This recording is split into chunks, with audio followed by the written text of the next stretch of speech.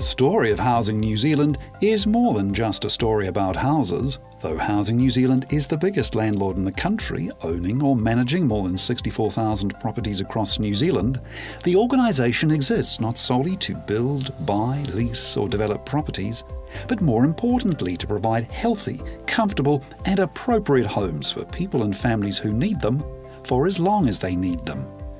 Our story is a story about people and their housing needs. It's the reason we exist. Many of our tenants have high social needs and are often the most vulnerable people in our communities. For over 100 years, governments in New Zealand have been providing social housing.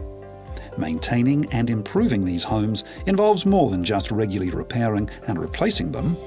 It involves ensuring the right kinds of houses are being provided in the right locations to meet demand now and into the future. Updating the portfolio is a massive undertaking, particularly when it involves more than 185,000 people, which is why our story is a story about people and their housing needs. In September 1937, Prime Minister Michael Joseph Savage helped tenants David and Mary McGregor move into the first state house at 12 Fife Lane in the Wellington suburb of Miramar. Within a year, 1,959 state houses had been built in 53 towns. Today, Housing New Zealand owns or manages more than 64,000 properties, with more than 185,000 people living in our homes. Looking after the tenants and properties are up to 1,000 Housing New Zealand staff. Maintaining the properties involves more than 6,500 tradespeople. The state housing portfolio is valued at over $19 billion. Such an enormous taxpayer investment requires careful management to deliver quality housing and tenancy services. As a social landlord, Housing New Zealand does more than just collect the rent. Our people and property staff work alongside tenants to help them manage debt, connect them to support services, and ensure their homes are safe, healthy, and appropriate for them. The tenancy relationship begins with the Ministry of Social Development. Through their work and income officers, they assess the eligibility of social housing applicants and manage the Social Housing Register. This means customers have all their social welfare needs assessed by one agency. Eligible applicants are referred to the placement team to match people to suitable homes as they become available. Our customer service centre helps tenants with issues ranging from leaking taps to rent payments. The range of individuals and families living in state homes is diverse. Tenants come from a variety of ethnic backgrounds, and while about 40% of the 185,000 people living in our homes are children, another 20% are over 65 years of age.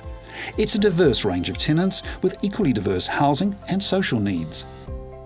Maintaining more than 64,000 properties is an enormous and expensive undertaking. Staff from our people and property team regularly assess the condition of properties and maintain and upgrade homes to a standard that's safe and healthy for tenants. Over the next 3 years, Housing New Zealand will spend a staggering $500 million annually on its portfolio. That's about $8,000 per house. Maintenance includes urgent repairs such as blocked drains and electrical faults where there are health and safety risks for tenants. Our contractors spend about 3.5 million hours a year, performing more than 600,000 repair and maintenance jobs on Housing New Zealand homes. Since June 2015, about 20,000 properties have received improvements such as new curtains, carpet and heating as part of our Warm and Dry program. The average age of our homes is 44 years, and they were built with minimal, if any, insulation. Housing New Zealand's nationwide energy efficiency retrofit program has insulated 99% of all houses that can be insulated since 2001. Improving the quality of curtains also makes a difference to the comfort and livability of our homes. These long-life curtains are mold resistant, fire retardant and machine washable.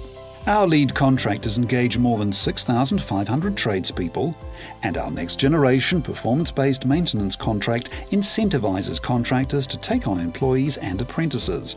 This is a crucial factor with New Zealand's building and construction industry already under pressure and set to reach unprecedented levels of demand by 2021. Housing New Zealand's Canterbury Earthquake Recovery Program wound up in June 2016 after successfully completing its work. The program was responsible for repairing 5,000 earthquake-damaged homes and building up to 700 new, warm, dry homes to restore the Christchurch social housing portfolio back to pre-earthquake numbers.